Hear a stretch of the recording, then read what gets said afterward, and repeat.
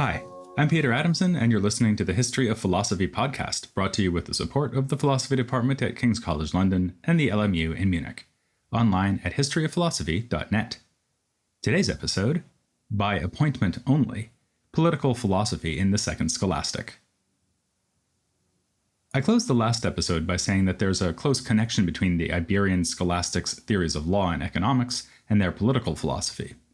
That connection lies especially in the concept of dominium, which modern-day scholars usually don't translate, perhaps because the cognate English word dominion and the literal translation, lordship, would both be too narrow in meaning.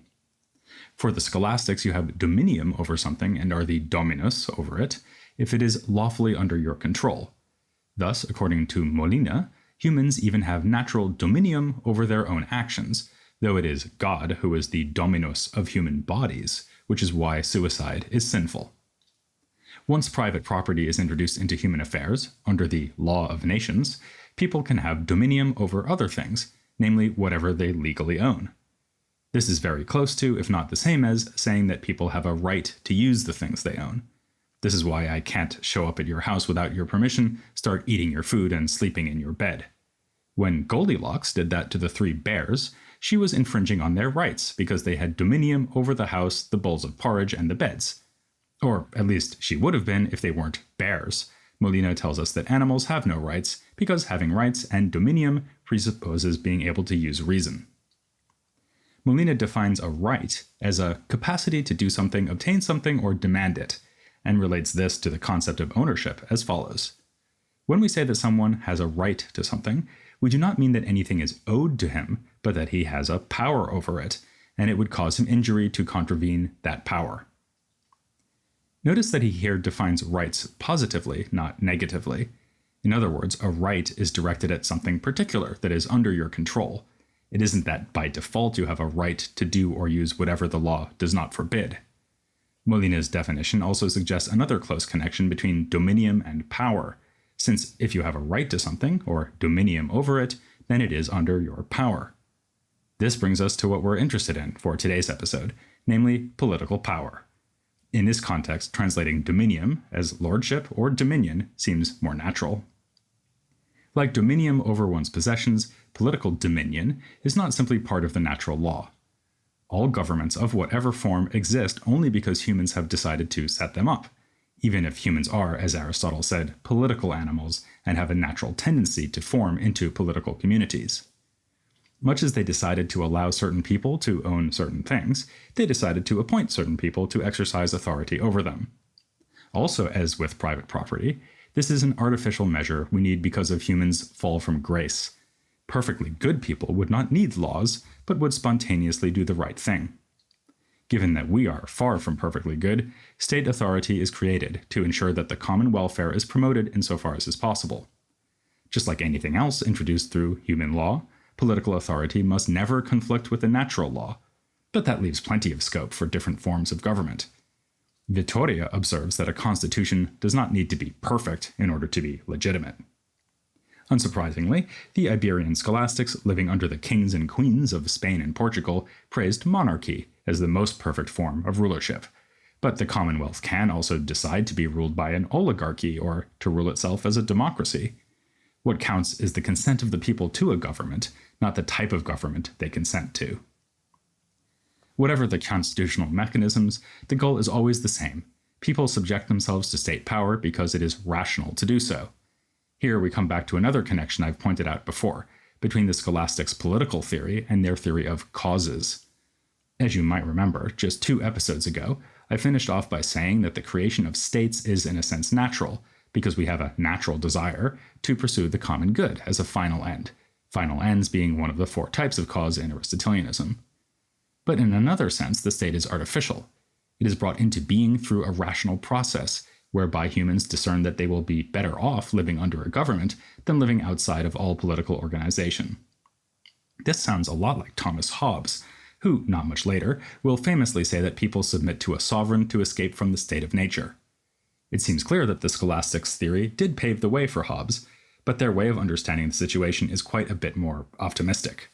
It's not that there was a war of all against all going on, and to put an end to it, people accepted political rule out of pragmatic self-interest. On the Hobbesian account, political life is the lesser of two evils. Accepting subjugation means that human lives are not quite as nasty, brutish, and short as they would be in the state of nature. For the Iberian scholastics, by contrast, humans are creatures who naturally want to form communities together, and see to it that those communities flourish. Political life is the rational expression of that aspiration and the means of its fulfillment. We can see this in its most basic form by considering what the scholastics have to say about another kind of social alliance, one that involves substantially fewer people: marriage. Following Aristotle, the schoolmen saw this as being in a sense political, and even as involving relations of justice.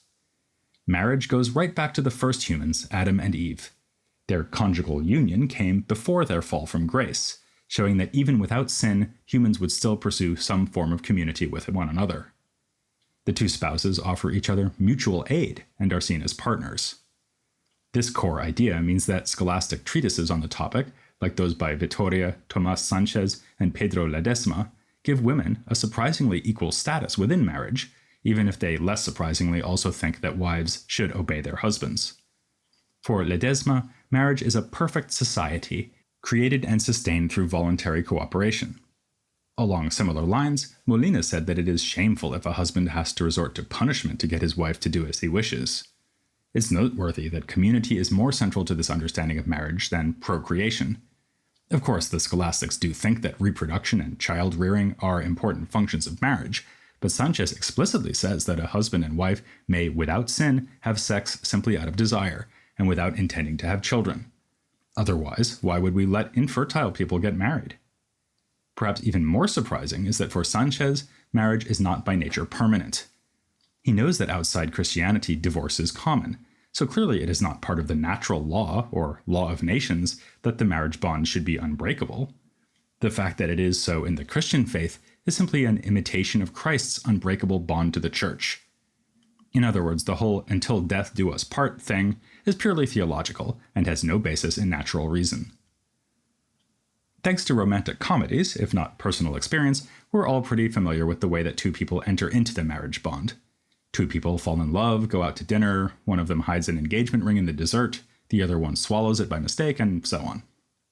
How, though, do we enter bonds of political union in the broader sense? Well, it depends which scholastic we ask, but since he's so frightfully clever, let's ask Francisco Suárez. Last time, we saw him emphasizing that legal obligations can only arise through a voluntary act of will by a legislator, and that applies here too. Even if human reason is involved in grasping the need for a state to secure general welfare, there still needs to be a voluntary decision on the part of the people to bring the state into being. By entering into a political arrangement, the people create an order and unity amongst themselves that was previously absent.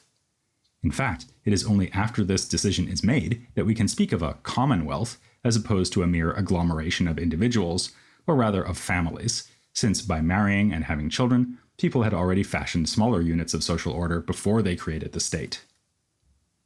This sort of theory is often described by philosophers as positing a social contract between the people who agree to submit to rule by a government. As in other versions of that theory, Suárez gestures towards a supposed moment, apparently shrouded in the mists of the distant past, when a decision was in fact taken to unite into a commonwealth. This may seem rather fanciful, especially when it is invoked to justify the existence not of something as specific as, say, the Spanish monarchy, but the maximally general law of nations which prevails over the entire world. As we saw last time, this early version of international law, too, was justified in terms of consent. But it's hard to imagine how all humans could have reached even a tacit agreement about anything, at least before the dawn of modern communications technology. Not that this technology has helped us to agree with each other now, either. I mean, it's not as if messengers were sent across the globe on horseback to check that everyone was happy to start letting people own private property. Some philosophers of this period did try to put some historical meat on the bones of their contract theories. We saw this with François Ottman, whose Franco-Gallia looked back to Carolingian times to justify the constraints he wanted to place on the French monarchy. But when it comes to Suárez, a more abstract question comes to the fore. Let's just assume that people really did form themselves into a commonwealth and subordinate themselves to a system of rule. Where did they get the authority to do this? It looks like there's a chicken and egg problem here. The community needs to have the authority, power, or right to make itself into a unified commonwealth, but it is only once it is a unified commonwealth that it can possess and exercise such power. Vittoria and Molina seem to say that humans just naturally have authority over themselves, more specifically over their own bodies and their liberty. They are created by God already having this power and are then able to transfer this power to the ruler. This relates to something else we discussed last time. According to Vittoria and Molina, slavery is unnatural, or as we saw Molina putting it, by natural right, all are born free. It's then up to humans to decide what to do with that freedom, which is why one can, in extreme circumstances, sell oneself into slavery and have that sale be legally binding. It's also why, under normal circumstances, people may appoint a power to rule over them politically, not as a master over slaves, but as a leader over a commonwealth whose good is the leader's uppermost objective. Suárez seems to be torn between this sort of idea and the idea that political rule can only be instituted through an act of voluntary choice. In favor of the idea that humans have authority over themselves from their very creation, he points out that the people must have a power in the first place before they can grant it to a king or other authority. After all, you can't give what you don't have. On the other hand, as we've already seen, he puts a lot of emphasis on the idea that the political commonwealth only comes into being through a contract among people who are going to be members of the commonwealth. He solves this problem by suggesting that authority resides in the people originally, as if in the roots, but that God also needs to play a role. Divine action in cooperation with the decision being made by the people is needed to transform a group of individuals into a proper political union. I can't help noticing that this looks a lot like the Catholic position on grace, where good acts likewise result from a cooperation between God and human agents. But another scholastic, Juan de Salas, did not find the solution so graceful. He thought that, faced with this chicken and egg problem, Suárez had resorted to pulling a rabbit out of a hat. If the people taken as individuals don't have sufficient authority to come together to form a commonwealth, then God must be adding the needed authority. But surely this undermines the voluntary and contractual nature of political rule, exactly what Suárez was trying to establish. Salas argued that, to the contrary, the power of authority does reside naturally in humans. God is only involved insofar as he is the one who created human nature. If we were to imagine humans existing without God in the picture, then such humans could still appoint legitimate rulers for themselves. Another interpretation of Suárez's position, though, would help him avoid the charges made by Salas. On this reading, voluntary acts of consent just are capable of pulling rabbits out of hats, or, if you prefer, making chickens without eggs. We see this with the example of promising or taking oaths. To take an oath is to create a new obligation that did not exist before. If I freely undertake to cook Goldilocks some porridge tomorrow morning so she doesn't have to go breaking into houses to have breakfast, then she can hold me to that promise. Similarly, when the people come together to form a commonwealth, they are creating the power to govern themselves, which they can then hand over to a sovereign, or retain for themselves, if they choose a democratic form of government. Actually, we can say that for Suárez, all political authority is originally democratic, because the first thing the people do is constitute themselves as a body with the right to self-govern. Ideally, though, they will not remain a democracy, but decide to appoint a monarch. Because this is how monarchies first arise, the community is never under the obligation to accept tyrannical rule. It would never be rational to enter into a contract that allowed for abusive treatment, so we can assume that people have never consented to such an arrangement. While Suárez's theory does anticipate Hobbes and other social contract theorists in the early modern period, it is also recognizably a product of its time. In fact, it's recognizably the product of a Jesuit. Suárez and his colleagues produced political theories that conceived the state as a much larger version of the Society of Jesus. You become a Jesuit by making a voluntary choice to join the order, which is much like entering the social contract, since in so doing you submit to an authoritative hierarchy. Striving for the good of all, and ultimately the glory of God, individual members humbly agreed to carry out whatever tasks their leaders assigned to them. In other ways, too, the consent theory was apt to be embraced by Catholic intellectuals. This may surprise, because we've previously seen Protestants like Ottman pushing the idea that rulers need consent from their subjects in order to justify resistance to tyrannical rule, by which they meant tyranny exercised by Catholic monarchs. But as so often, this was a game both sides could play. Suárez may have devised his political philosophy in part to undermine Protestant claims that their own rulers were sent by God to defend and propagate the Reformation. And Catholics had an excellent reason to insist that secular rulers were not appointed by God, but by the will of the people, namely that this would be a clear difference between those secular rulers and the Pope, who does wield his power by divine dispensation.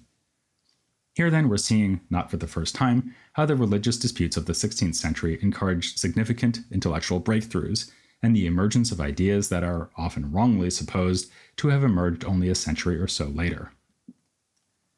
It may not be the last time we see that happen either, but we are slowly starting to edge towards the end of the current series. There are still a few figures I want to cover from Spain in this period. For one thing, having devoted so much attention to Shakespeare when covering Britain, it seems only fair to spend at least one episode on the greatest figure of Iberian literature in this period, Cervantes. But first, I think it would not be quixotic to delve yet further into the thought of Francisco Suárez, perhaps the most impressive scholastic thinker we've covered since the medieval giants like Aquinas, Scotus, and Occam. Appropriately enough, for this purpose, I'm turning to an interview guest we last heard from back when I was covering those medieval figures, Tom Pink, who will be joining us next time for an interview that Goldilocks would enjoy, because it will consider Suárez's views on just rights. That's here on History of Philosophy Without Any Gaps.